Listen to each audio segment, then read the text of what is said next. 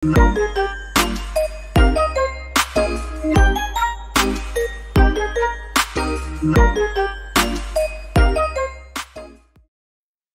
this John Murphy? Hi. Yes, it is. Hi, John. This is Ed Heisenberg from the Wild Dune Spa and Resort, calling about your application for our lifeguard position. Do you have a few minutes to talk? Yes, absolutely. Great. Could you give me your address? Sure. My address is 45 Elsinore Court. I'm sorry, was that Eleanor? Could you spell that for me? Sure. It's Elsinore. Elsinore. Okay, thanks. And is this the number we should reach you at in the future? 099885767? No, that's my home phone. But let me give you my mobile number instead. 077 896 245. Call me on that one. Okay, I'll make a note of that. Could you tell me your availability? Sure. I'm usually available during afternoons or weekends. I'd prefer not to be scheduled on weeknights because I work part-time as a waiter. That shouldn't be a problem, since we don't stay open very late anyway. And do you have any other employment experience? Yes, I've worked at a few other places. I was the baseball coach at Richmond High School last season. I see. And do you have any other experience that you would like us to note on your application? Yes. Last year I worked at the beach as a rescue diver. Rescue diver? That sounds intense. Well, it's really just like being a lifeguard, except in the ocean instead of pool. So kind of like being a lifeguard at the world's largest pool. I see. So could you tell me about the relevant skills you have? I'm guessing a lot given your experience. I'm CPR certified and have 2 years of diving experience. Great. It sounds like you are well qualified for this position. When does your CPR certification expire? I think in November, but let me quickly check my CPR card. Actually, it expires in October.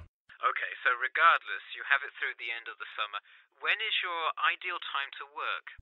Since I work in the restaurant on weeknights, I like weekends best, specifically Saturday mornings. I see. We do already have a lot of staff available on Saturdays, but I do need an early morning shift lifeguard. How early could you work Saturday morning? I can get there by 6 o'clock if need be. You'll be happy to know we open a little later than that, but I'll put you down for Saturday mornings here. Oh, awesome. I can't wait to get started. How about you come in next Saturday, the 12th? That sounds good. Great. We can figure out other shifts for you to work when you come in then. One last thing, just out of curiosity, where did you hear about us? I heard your ad on the radio while I was driving this morning. You know, I think you're the first person who has responded to our radio ads. It's almost always people who have seen us in the newspaper. Yeah, I don't have time to read through the newspaper every morning. I've plenty of time in the car to listen to radio ads. That makes sense. Well, thanks for your time, and we'll look forward to seeing you on the 12th. Good evening. I'm Geoffrey Miller from the University of Nottingham Student Union, and in this week's free class, Carlos Garcia is going to tell us about safety around campus. Over to you, Carlos. Thank you, Geoffrey, and thank you all for your attendance today. Also, I'd like to thank the Student Union here at the university for organising this lecture. Well, I've been serving and protecting the city of Nottingham for over 20 years now as a member of the police department. Does anyone know what type of crime is the most prevalent on campus? I heard someone say drugs and alcohol. That actually isn't too much of an issue. Violence? Nope. Actually, the biggest thing we worry about here is theft. The nature of crime on Nottingham's campus is quite different from that of the surrounding areas. Crime rates across the East Midlands are very difficult to control. We'd like to see the rate stay the same for this calendar year, but it has been increasing steadily over the past 3 years. On campus, however, I'm happy to say that the overall crime rate has fallen this year. You wouldn't think so if you've seen the extremely exaggerated stories in the media. The media has done nothing but cause more concern about crime in our area. Even the crime shows you see today are a little bit far-fetched, but at least viewers know they're not real events. We'd really like to see more factual news articles out there so the public can have a rational sense of the safety level of our society. Okay, let's move on to what to do when you see a crime. Do not get involved if at all possible, and do not draw too much attention to yourself by running away in a conspicuous manner. Though most likely, and hopefully, you will not have to experience this situation, if you are being mugged, please do not try to resist. Instead, be compliant and seek help after the incident. Like I said, though, it is highly unlikely that you will find yourself amidst a crime, but it is important to be prepared should it ever happen. We find that educating students and staff on the correct precautions to take is the best way to increase your safety. Just remember to be smart when you're out late at night and avoid any area or person that looks suspicious. I know it sounds obvious, but I cannot stress this enough. It's also not a bad idea to have your mobile phone with you at all times, but be careful. If you're chatting on your smartphone on your way home, you're a prime target for thieves. I'd like to see a show of hands. How many people have left work or the library after 10 p.m. to go home before? A lot of you, right? If you do have to go home late at night, please don't walk home alone.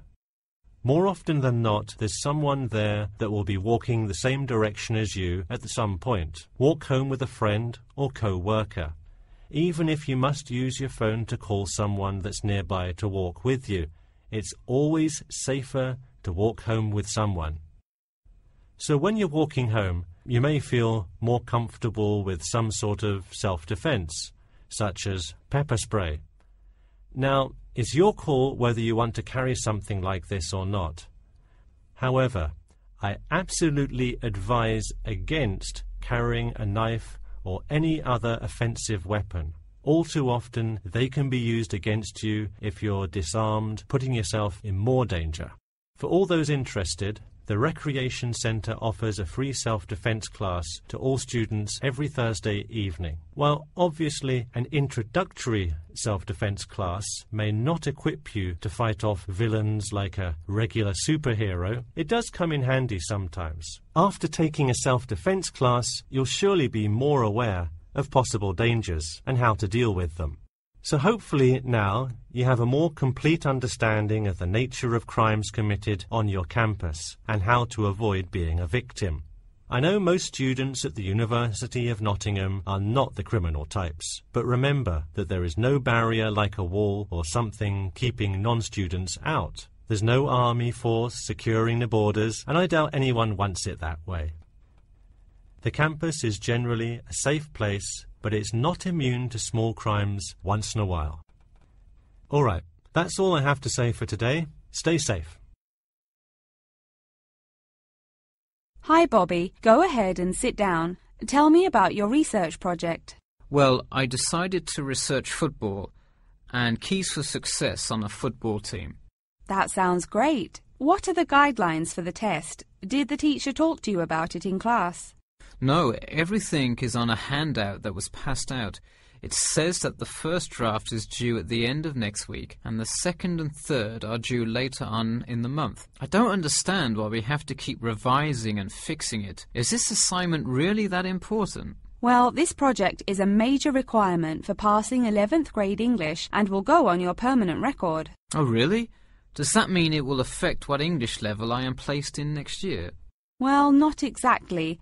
You need a good grade to move on, but it is your overall grade and teacher recommendation that determines what level of English you are placed in next year. Anyway, tell me about your topic choice. Do you play football? Well, actually, it's because my father loves the sport. He watches it every weekend.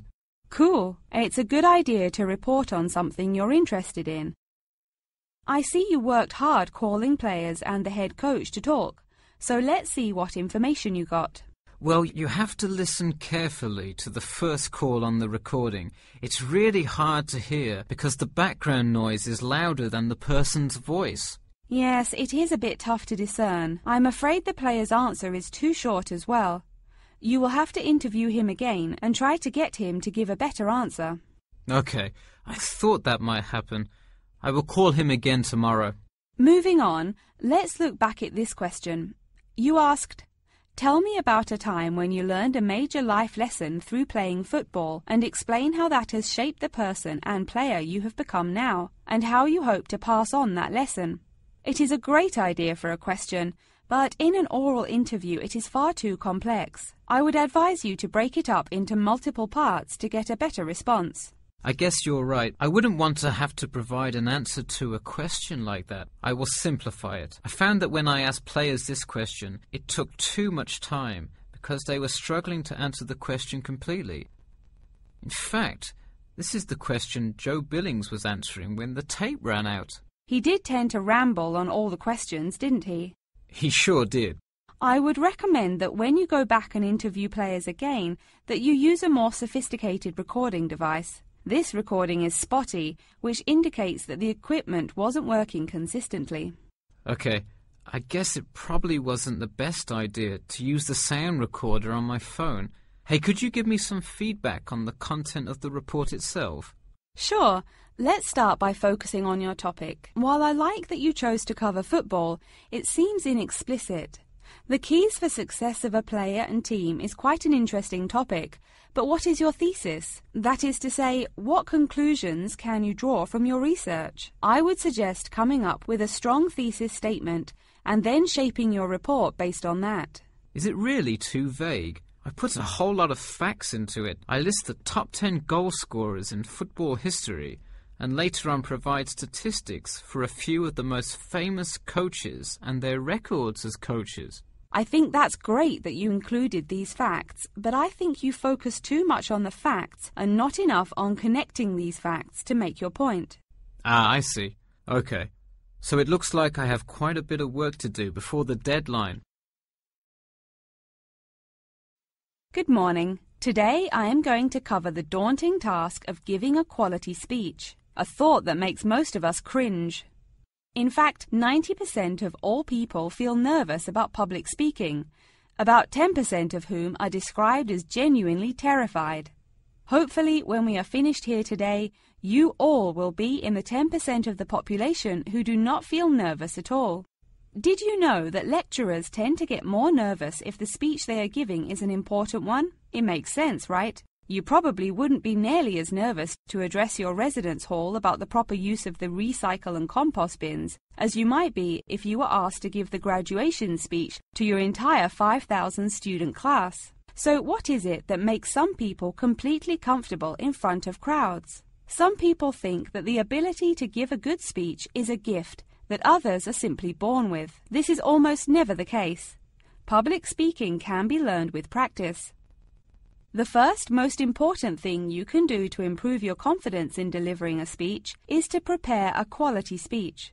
Honestly, while the content of your speech is relatively important, the audience will really only remember the last sentence you say. It is a good idea to structure the rest of your speech to lead up to this last point to really drive your message home. This is a good way to ensure that your speech is well organized. Once you are confident in the quality of the speech you have written, the rest is just about your stage presence. Let's go through some do's and don'ts of public speaking. First, you want to command the attention of the room. Do not, I repeat, do not proceed with your speech until the audience is paying attention. Even Martin Luther King Jr.'s I Have a Dream speech wouldn't have made any difference in the world without the undivided attention of his audience. To continue with the I Have a Dream example, one of the reasons that MLK was such an effective orator was his ability to speak with passion and engage with his audience. That sort of charisma does not come from reading straight from paper. Don't get me wrong, it is a good idea to write your main ideas down on a note card, sheet of paper or something. But one factor that will consistently lead to a boring, forgettable speech is writing down your entire speech. Do not write your full speech down. If you are constantly reading your paper, you are not making eye contact with your audience, and thus failing to really express the feeling that goes with your ideas. I advise you write 1 or 2 ideas. So if you suddenly draw a blank, you have something to jog your memory. If you've written a good speech that you believe in, those ideas should be sufficient to keep you on track. Once you have those ideas written down, give your speech a few practice runs in front of the mirror, into your sound recorder on your phone, or with a friend before it comes time to address a crowd. That way, you can hear how the ideas come across, make sure there are no abrupt transitions, and find out whether you are talking too fast or too slow. Timing is important. Make sure you time yourself beforehand to see how long your speech is. That is pretty much it. With practice, you'll be able to deliver an expert speech that engages and even maybe inspires your audience. Just remember, speak with emotion. No one wants to listen to someone reading from a script. As I come to a close in my speech, I'll point out that I have employed all of these tips that I have covered. I practiced my speech ahead of time and timed it, and I can even show you my one small index card with just 3 simple bullets on it. It's as easy as that.